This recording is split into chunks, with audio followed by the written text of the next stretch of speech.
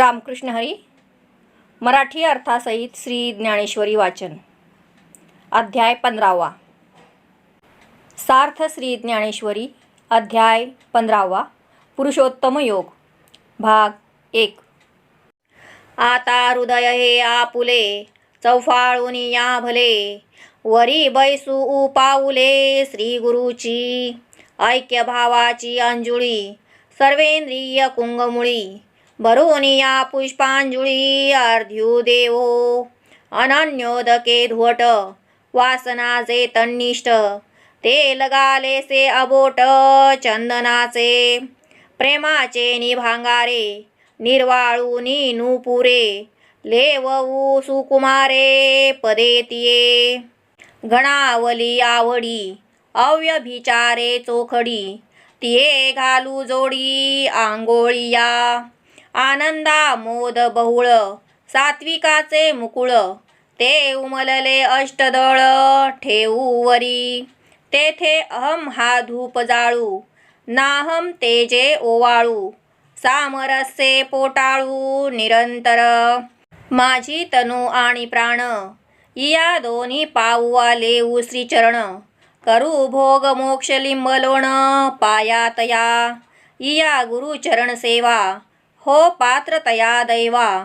जे सकळार्थ मिळावा पाटू बांधे, ब्रह्मीचे विसवणेवरी, उन्मेखला हे उजरी. जे वाचे ते इये करी सुधा सिंधू, पूर्णचंद्राची या कोडी, वक्तृत्वा धापे कुरोंडी. तैसी आणि गोडी अक्षरांते, सूर्ये अधिष्ठिली प्राची, जगा राणी वदे प्रकाशाची. तैसी वाचा श्रोतया ज्ञानाची दिवाळी खरी. आता आपले हृदय शुद्ध करून त्या चौरंगावर श्री सद्गुरूंच्या पावलांची स्थापना करू. जीव ब्रह्मोक्य भावाच्या अंजलीत सर्व कर्मेंद्रिय ज्ञानेंद्रिय रूपी फुलांच्या भावपूर्ण कळ्या भरून त्या पुष्पांजलीचे अर्घ्य देऊया. अनन्य भावरूपी स्वच्छ जलाने स्नान घालून श्री गुरूंचे ठिकाणी एकनिष्ठ असलेली जी वासना, तीच जणू चंदन असून त्या चंदनाचे अनामिकेचे बोट लावू. प्रेमरूपी सुवर्णाच्या घागऱ्या करून सद्गुरूंच्या चरणकमलात घालू. अनन्य भावाने शुद्ध झालेले सद्गुरूंविषयीचे प्रेम हीच जणू जोडवी असून ती सद्गुरूंच्या पायांच्या बोटात घालू. आनंदरूपी सुगंधाने परिपूर्ण भरलेले अष्टसात्विक भावाचे 8 पाकळ्यांचे उमटलेले प्रफुल्लित कमळ श्री सद्गुरूंच्या चरणांवरती ठेवू. त्या ठिकाणी अहंकार रूपी धूप जाळू, निरभिमानाचा दीप ओवाळू आणि ऐक्यभावाने श्री सद्गुरूंना आलिंगन देऊ. माझे शरीर आणि प्राण या दोघांचा खडावा करून त्या श्री सद्गुरूंच्या चरणांना घालू आणि भोग व मोक्ष यांचे लिंबलोणं त्यांच्या चरणकमलांवरून ओवाळून टाकू. मोक्षप्राप्ती करून देणाऱ्या अशा सद्गुरूंच्या चरणकमलांची सेवा करण्यास मी पात्र हो. अशा परम श्रद्धावान ज्ञानाची योग्यता एवढी वाढते की तो ब्रह्मस्वरूपी विश्रांती घेतो आणि त्या आत्मज्ञानाच्या योगाने त्याच्या मुखातून जे शब्द बाहेर पडतात ते अमृतमधुर सागराप्रमाणे असतात. त्याच्या वक्तृत्वावरून पौर्णिमेच्या चंद्राप्रमाणे तेजोमय कोटी चंद्र ओवाळून टाकावेत अशी त्याच्या मुखातून निघणाऱ्या अक्षरांना मधुरता येते. पूर्वेला सूर्याचा उदय झाल्याबरोबर ज्याप्रमाणे सर्व जगात प्रकाशाचे राज्य पसरले जाते, त्याप्रमाणे सद्गुरूंच्या सेवेने आशीर्वाद लाभलेली वाणी श्रोत्यांना ज्ञानाची दिवाळी प्राप्त करून देते. नाद ब्रह्म खुजे, कैवल्य ही तैसे न सजे, ऐसा बोलू देखिजे जेणे दैवे. श्रवण सुखाच्या मांडवी, विश्वभोगी माधवी, तैसी सासिन्नली बरवी वाचावल्ली. ठाओ न पवता जयाचा, मनेसी मुरडली वाचा, तो देवो होय शब्दाचा चमत्कारू. जे ज्ञानासी न चोजवे, ध्यानासीही जे नागवे, ते अगोचर फावे गोठी माझी. एवढे एक सौभग, वळघे वाचेचे आंग, श्री गुरुपद पद्म पराग, लाहे जैका तरी बहु बोलू काही, आजी ते आना ठाई, माते वाचुनी नाही ज्ञान देवो म्हणे, जे ताने निमिया अपत्ये, आणि माझे गुरु एक लवते, म्हणून कृपेसी एक हाते झाले तिये, पहा पा भरोवरी आघवी, मेघ चातकांसी रिचवी, मज लागी गोसावी तैसे केले, म्हणून रिकामे तोंड करू गेले बडबड, की गीता ऐसे गोड आतुडले, होय अदृष्ट आपैते, तै वाळूची रत्ने परते, उजू आयुष्य तै मारिते लोभू करी, आधणी घातलिया हरळ,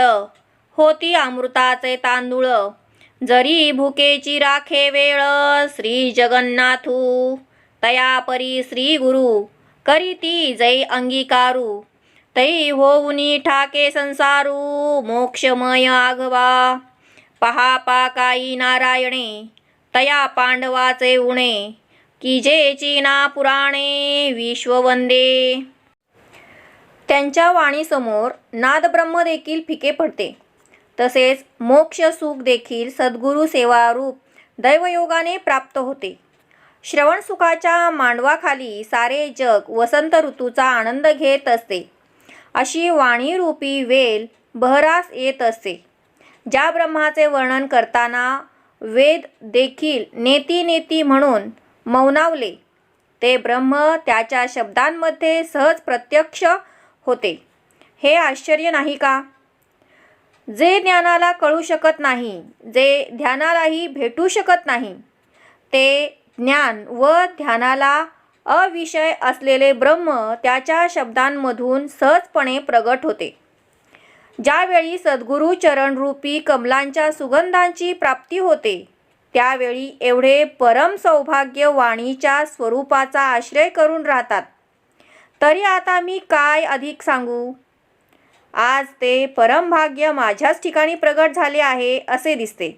याचे कारण असे आहे की माझ्या सद्गुरूंचे एकुलते एक मी तान्हे लेकरू असल्यामुळे त्यांच्या हृदयातून प्रगटणाऱ्या कृपेस मी एकटाच प्राप्त झालो. चातक पक्षासाठी मेघ जसा आपल्यातील सर्व जलाची वृष्टी करतो, त्याप्रमाणे श्री सद्गुरूंनी माझ्यासाठी केले आहे. म्हणून माझे रिकामे तोंड काहीतरी बोलू लागले आणि त्या बोलण्यात गीतेसारखे ब्रह्मज्ञानाने परिपूर्ण भरलेले अमृतमधुर शास्त्र सहजपणे सापडले. दैव अनुकूल झाले तर वाळूची देखील रत्ने होतात. आयुष्य जर सदाचारी असेल तर जीव घेण्यास तयार झालेले शत्रू देखील त्याच्यावर प्रेम करतात. भगवंताच्या मनात जर कोणाच्या भुकेची वेळ सांभाळावी असे आले तर शिजवण्याकरता अंगणातले वाळूचे खडे घातले तरी देखील ते अमृताचे तांदूळ होतील.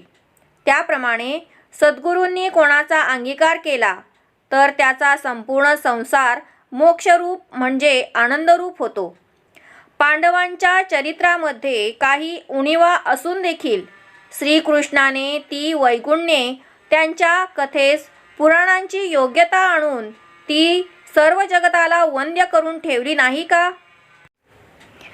तैसे श्री निवृत्ती राजे, अज्ञानपण हे माझे, आणिले ओजे ज्ञानाची या, परी हे असो आता प्रेम रूळ तसे बोलता, के गुरु गौरव वर्णिता उन्मेष असे, आता तेनेची पसाये तुम्हा संतांचे मी पाये, ओळगेने अभिप्राये गीतेचेनी, तरी तोची प्रस्तुती 14व्या अध्यायाच्या अंती, निर्णयो कैवल्यपती ऐसा केला, जे ज्ञान जयाच्या हाती तोची समर्थू मुक्ती, जैसा शतमख संपत्ती स्वर्गींची, का एक शतजन्मा जो जन्मोनी ब्रह्मकर्मा, करी तोची ब्रह्मा आननो हे, नाना सूर्याचा प्रकाशू लाहे जेवी डोळसू, तेवी ज्ञानिया सौरसू मोक्षाचा तो,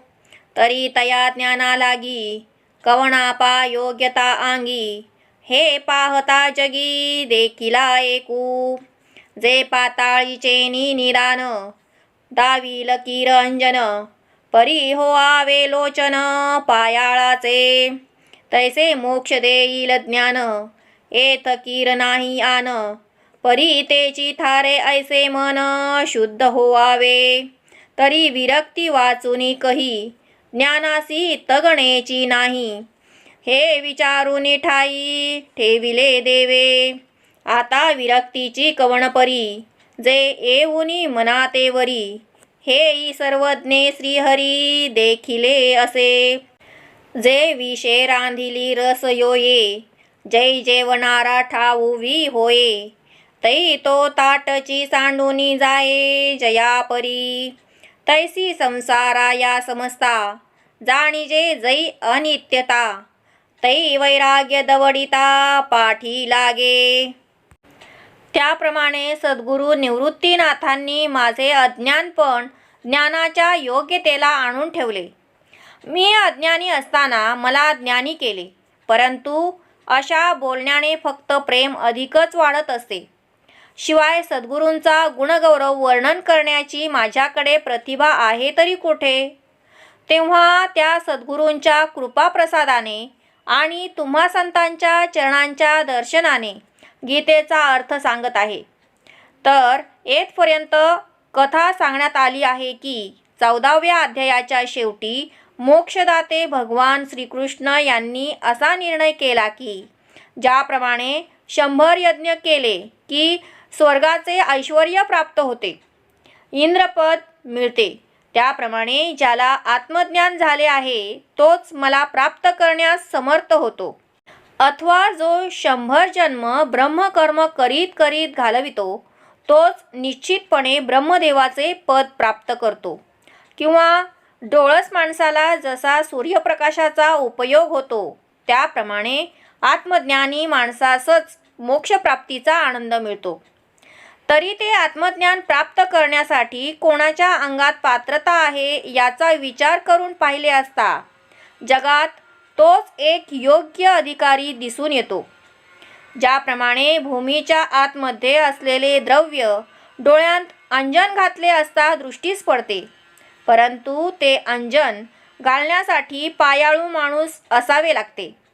त्याप्रमाणे आत्मज्ञानापासून मोक्ष प्राप्त होतो यात कोणतीही शंका नाही. परंतु ते ज्ञान प्राप्त करून घेण्यासाठी अंतःकरण पूर्ण शुद्ध करावे लागते. वैराग्याशिवाय ज्ञान टिकणार नाही असा विचार करून देवांनी सिद्धांत मांडला आहे. आता ही विरक्तरूपी कन्या अशा प्रकारची आहे जी स्वतः येऊन मनाला वरते. ते सर्वज्ञ श्रीहरीने जाणले आहे. अन्नामध्ये विष कालवलेले आहे हे जेव्हा भोजन करणाऱ्यास माहीत होते तेव्हा तो वाढलेले अन्नाचे ताट टाकून जसा निघून जातो, त्याप्रमाणे संसारातील सर्व अनित्यता जेव्हा जाणली जाते त्यावेळी वैराग्य घालवून दिले तरी ते जात नाही, तर आपण होऊन आत्मज्ञानी पुरुषाच्या पाठीमागे लागते. आता अनित्यत्व या कैसे तेची वृक्षाकार मिशे, सांगिजत असे विश्वेशे पंचदशी. उपडिले कवतिके झाड एरी मोहरा ठाके, ते वेगे जैसे सुके तैसे हे नोहे. याची एके परी रूपकाची या कुसरी, सारी तसे वारी संसाराची. करुणी संसार वावो स्वरूपी अंतेचा ठावो, होवावया अध्यावो पंधरावा हा. आता हेची आघवे ग्रंथ गर्भींचे चांगावे, उपलविजेल जीवे आकर्णिजे. तरी महानंदू समुद्र जो पूर्ण पौर्णिमेचा चंद्र, द्वारकेचा नरेंद्र ऐसे म्हणे. अगापै पंडुकुमरा येता स्वरूपाची या घरा, करी तसे आडवारा विश्वाभासू जो.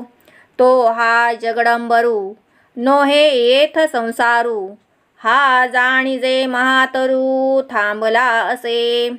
परी एरान रुखा सारखा तळी मुळे वरी शाखा, तैसा नो हे म्हणून लेखा, नयेची कवणा.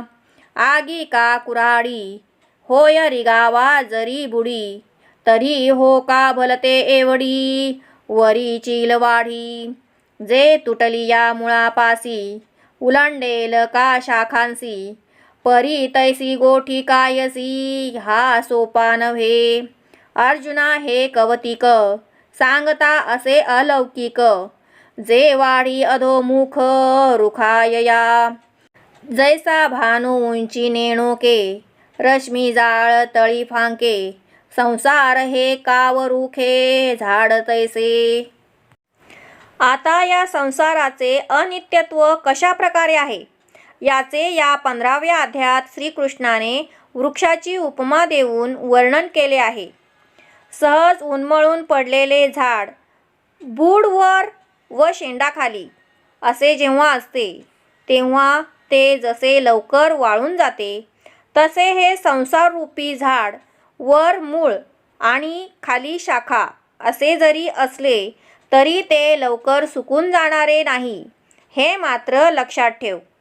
याप्रमाणे संसाराविषयी झाडाचे कौशल्याने रूपक करून भगवंतांनी जीवाची जन्ममरणरूपी संसाराची एरझारा संपवलेली आहे. संसाराचे मिथ्यत्व सिद्ध करून आत्मस्वरूपामध्ये मीपणाचा अंतर्भाव व्हावा, हा या 15व्या अध्यायाचा प्रमुख विषय आहे. आता ग्रंथातील हे सर्व उत्तमोत्तम सिद्धांत विस्ताराने स्पष्ट करून सांगण्यात येतील. तरी तुम्ही श्रोत्यांनी एकाग्रतेने हा विषय श्रवण करावा. तरी अनंत आनंदाचा समुद्र, पूर्ण पौर्णिमेचा चंद्र व द्वारकेचे राजे भगवान असे म्हणाले, अरे अर्जुना, आपण आपल्या ब्रह्मस्वरूपाच्या घरी येताना जे भ्रमरूपी द्वैत समोरून झपाटणाऱ्या वाऱ्याप्रमाणे प्रतिबंध करीत असते, जे अवाढव्य विशाल विस्तारलेले जगत आहे, यालाच संसार असे म्हणतात.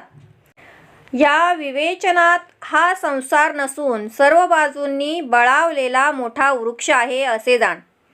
परंतु इतर सर्वसामान्य वृक्षांसमान खाली मुळे आणि वर शाखा असलेला हा वृक्ष नाही.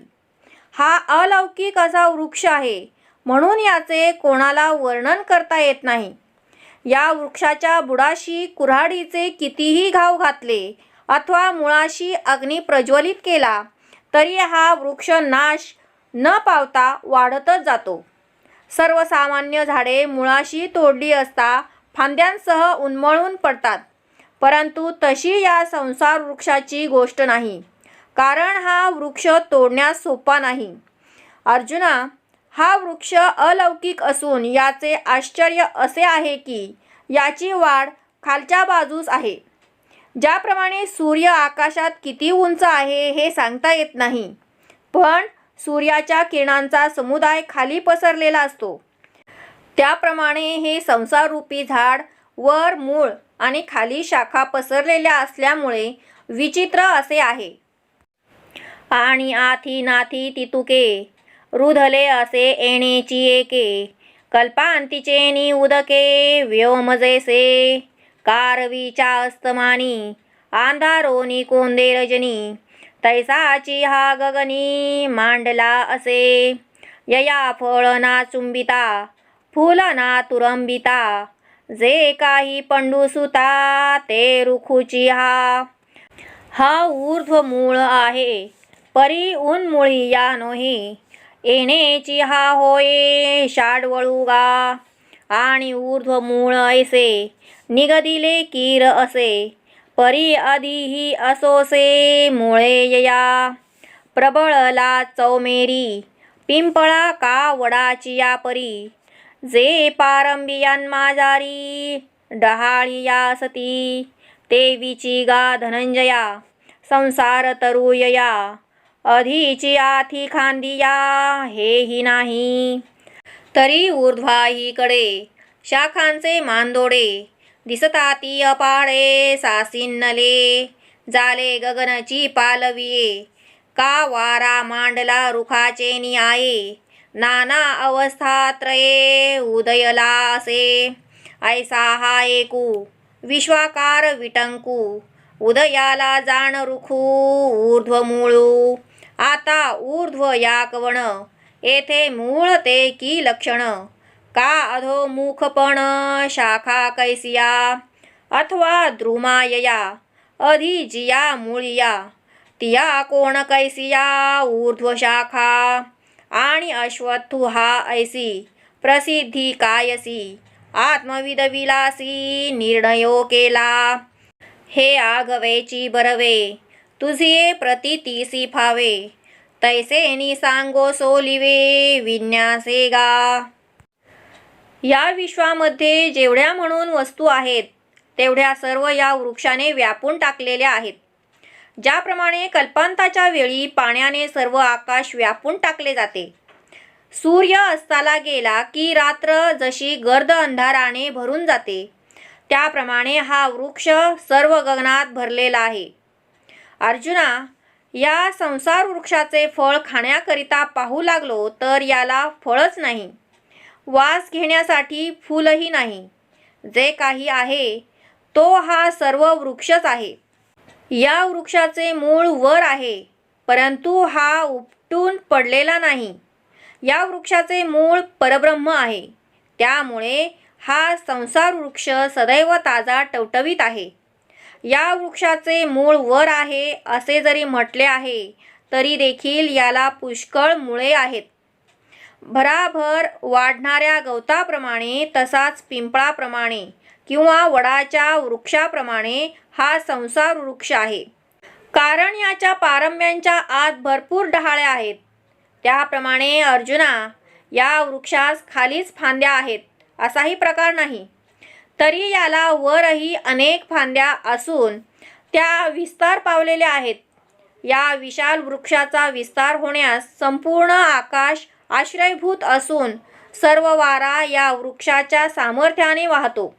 हा वृक्ष उत्पत्ती, स्थिती आणि लय या 3 अवस्थांच्या रूपाने प्रकट झाला आहे. असा हा वर मूळ असलेला विश्वाकार वृक्ष प्रचंड घनदाट प्रमाणात वाढलेला आहे असे जाण. या संसार वृक्षाचा ऊर्ध्व भाग कोणता आहे? याच्या मुळांचे लक्षण कोणते? या वृक्षांच्या शाखांना खाली मुख असणे आणि ते पसरणे हे कशामुळे आहे? याच्या शाखांचे स्वरूप काय? या वृक्षाखाली ज्या मुळे आहेत त्यांचे स्वरूप कोणते? आणि वर ज्या शाखा पसरलेल्या आहेत त्या कशा प्रकारच्या आहेत? या वृक्षास अश्वत्थ हे नाव कशावरून प्राप्त झाले?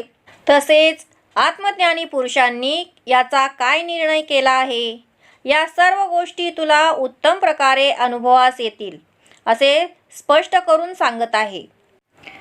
परी ऐकेगा सुभगा हा प्रसंगू असे तुझची जोगा कानची करी हो सर्वांगा हिये आथिलिया ऐसे प्रेमरसे सुरफुरे बोलिले जव यादव वीरे तव अवधान अर्जुनाकारे मूर्त झाले देव निरूपिती तेथे कुले एवढे श्रोते पण फांकले जैसे आकाशाखेव पसरिले दाही दिशी श्रीकृष्णोक्ती सागरा हा अगस्तीची दुसरा म्हणून घोटू भरो पाहे एकसरा अवघेयाचा ऐसी सोय सांडुनी खवळिली आवडी अर्जुनी देवे देखिली तेत झालेनी सुखे केली कुरवंडी तया. हे भाग्यवान अर्जुना, हे निरूपण ऐकण्यास तूच योग्य आहेस, म्हणून सर्व इंद्रियांचे कान करून अंतःकरणपूर्वक ऐक. यादव श्रेष्ठ भगवान श्रीकृष्णाने असे प्रेममय विचार प्रगट केले तेव्हा अर्जुनाच्या ठिकाणी मूर्त रूपाने अवधान प्रगट झाले. आकाश जसे विशाल असून त्यास जसे दाही दिशांनी कवटाळले आहे, त्याप्रमाणे देवांनी जे विस्तारपूर्वक निरूपण केले ते अर्जुनाच्या श्रोतेपणामुळे कमी पडले. श्रीकृष्णाच्या विचाररूपी सागराला पिऊन टाकणारा हा अर्जुन जणू दुसरा अगस्ती होय. म्हणून तो श्रीकृष्णाच्या संपूर्ण निरूपणाचा एकदम घोट घेण्याचा प्रयत्न करू लागला. अर्जुनाच्या ठिकाणी अशी श्रवण करण्याची अमर्याद इच्छा उत्पन्न झालेली पाहून श्रीकृष्णांनी आपणास झालेले समाधान त्याच्यावरून ओवाळून टाकले.